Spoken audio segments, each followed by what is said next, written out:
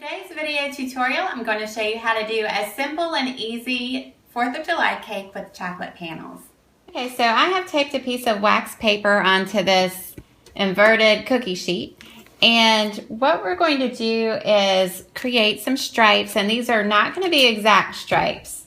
And that's kind of the whole idea, just to keep things really simple. What we're going to do is just basically kind of zigzag back and forth so that when we eventually cut our panels, it'll look like stripes. Okay, so I'm just going to I'll probably do it in 2 sections like this, just to make it a little easier.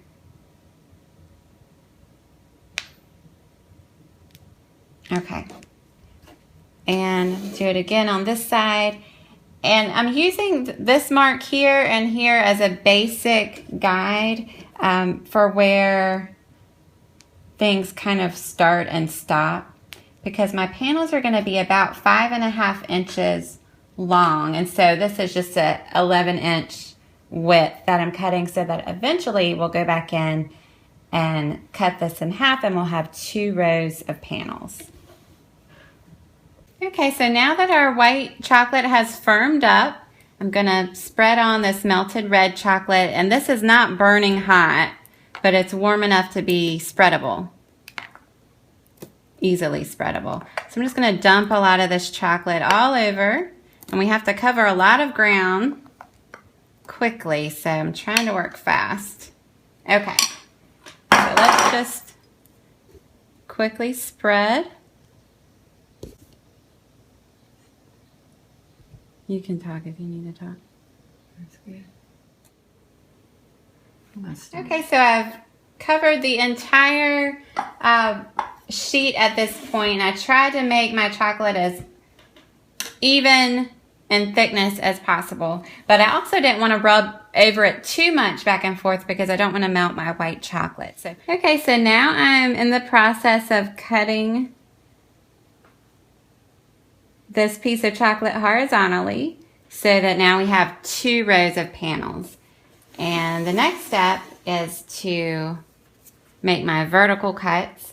And it's up to you how precise you want to be. I'll probably just kind of eyeball it. Let's see. How long do you think it should be? Not too narrow. Like I don't know. Okay. Well, it's like, it's nice if when you're cutting the cake. You tell them it needs to be, don't let it set up too hard. Okay, here I am making my next cut. Should it be here? That's as narrow as the other one. Yeah, that's a little bit more, well, yeah, good. Okay, so I just let my chocolate firm up on the countertop until it took on a really matte look, and I can touch it and no chocolate comes off.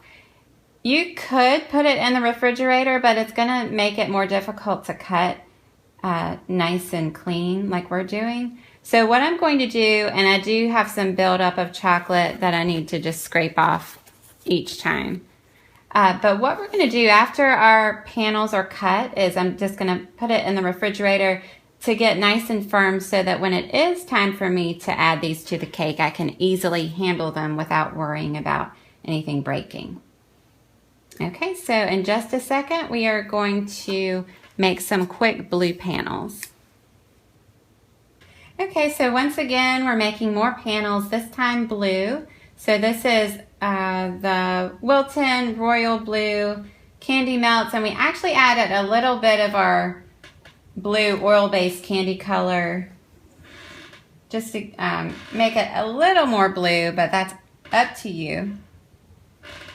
Okay, so I'm just spreading it pretty much to cover this entire sheet because this is kind of a small cookie sheet and it's right at 11 inches width.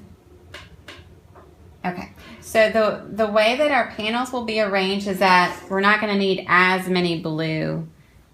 So this should be more than enough. Okay, so again, I waited until the chocolate took on a matte look. And now I'm just making my slices. You can see sometimes I get off and I'm make a crooked cut. So if you see that happen to you where you get like a gradual slant, just, correct yourself for the next one and it'll all work out in the end. And just like last time, I'm going to make a horizontal cut this way, so that will immediately give us 2 rows of panels. I won't need as many panels as I did for the red and white, so I'll probably just make this cut and just leave this blank just in case we need it for stars or shards or anything like that.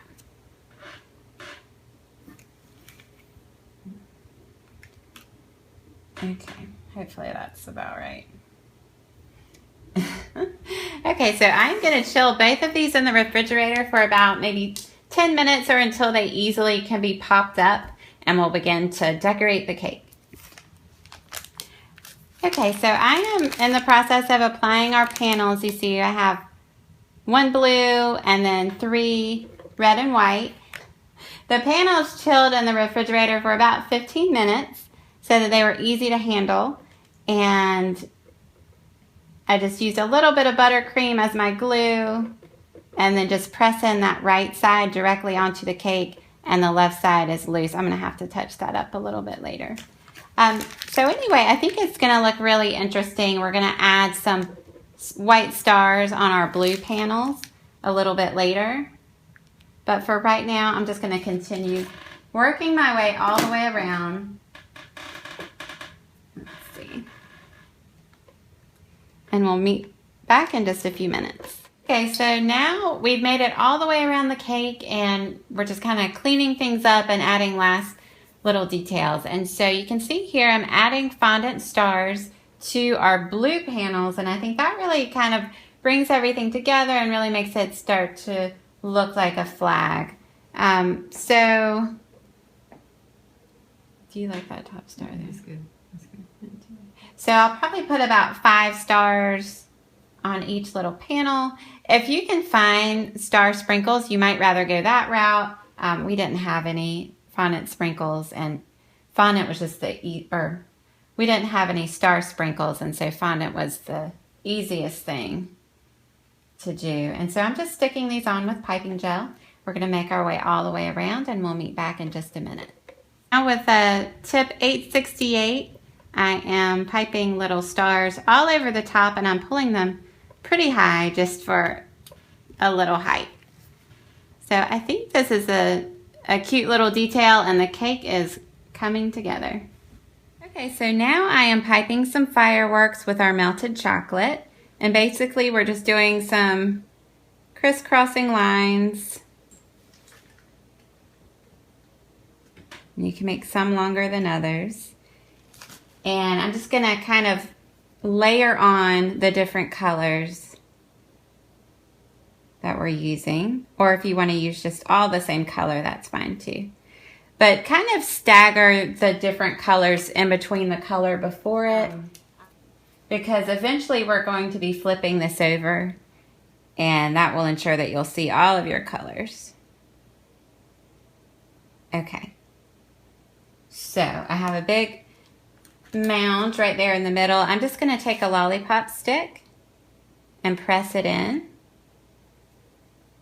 and then go back behind it and surround the lollipop stick in the center, with chocolate. Okay, so I'm going to repeat this. I'm going to do several, and it's always a good idea to pipe more than you think that you'll need, because some of these might break. And so I'm going to pipe several and chill them, and we'll meet right back. Okay, so our fireworks froze for about 10 or 15 minutes, and I'm not going to use anywhere close to this number of fireworks. Just slide your hand beneath the wax paper and just carefully release the fireworks, just so you'll have less of a chance of anything breaking. So I'm just going to pick a collection of these and start placing them on top of the cake. The lollipop sticks are great anchors, and we'll just arrange them here and there, some tall and some short, and we'll meet back in just a few minutes. Okay, so our cake is finished. I love how it came out. It's a really fun, festive cake, and the fireworks give it a really nice height. So I hope you learned something in this tutorial, and I hope you give it a try. Thanks for watching.